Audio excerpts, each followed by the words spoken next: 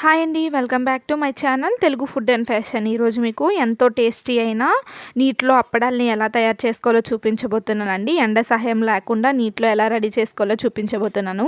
దానికోసం నేను ఒక మిక్సీ జార్ని తీసుకొని పావు కప్పు బొంబాయి రవ్వను అనేది వేసుకుంటున్నానండి. నేను కొలతలు అనేవి అన్నీ ఒకే కప్తో చూపిస్తున్నానండి. తర్వాత మిక్సీ పట్టుకోవాలండి, మెత్తగా పట్టుకోవాలండి. ఈ విధంగా పట్టుకోవాలండి. తర్వాత మనం 1 కప్పు బొంబాయి రవ్వను తీసుకున్నాం కాబట్టి 1½ కప్పు వాటర్ అనేది వేసుకుంటున్నానండి.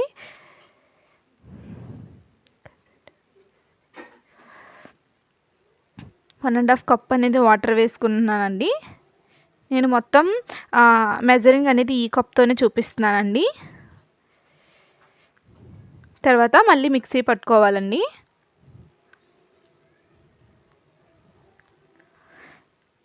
చూస్తున్నారు కదా, ఈ విధంగా మిక్సీ అనేది పట్టుకోవాలండి. లిక్విడ్ ఫామ్ రూపంలో ఉండాలండి. తర్వాత ఒక బౌల్ తీసుకొని బౌల్లో ఈ మొత్తం పిండిని మొత్తం ఇందులో వేసుకుంటున్నానండి. తర్వాత నేను ఒక 4-5 ఎండుమిర్చిని కట్ చేసుకొని ఈ విధంగా వేసుకుంటున్నానండి. చాలా సన్నగా కట్ చేసుకోవాలండి. తర్వాత బీటర్తో కానీ స్పూన్తో కానీ ఈ విధంగా కలుపుకుంటున్నానండి. తర్వాత కరివేపాకును వేసుకుంటున్నానండి. మీరు కావాలంటే కొత్తిమీరను కూడా వేసుకోవచ్చు.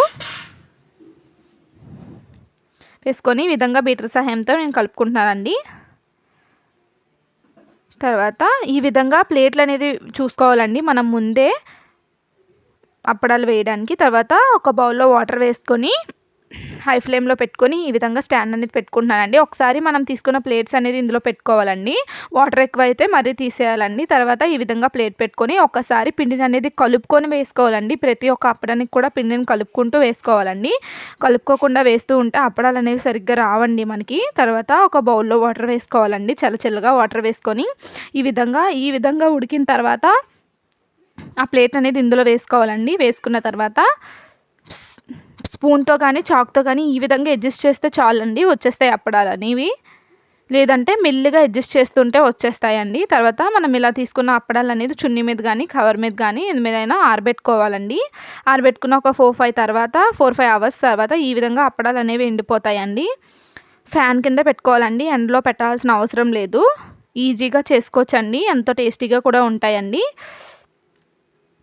చూస్తున్నారు కదా, అన్నీ ఈ విధంగా నాకు ఎండిపోయాయండి. తర్వాత స్టవ్ మీద కడాయి పెట్టుకొని ఈ విధంగా అప్పడాలను వేపుకొని సర్వింగ్ ప్లేట్లోకి తీసుకోవడమేనండి.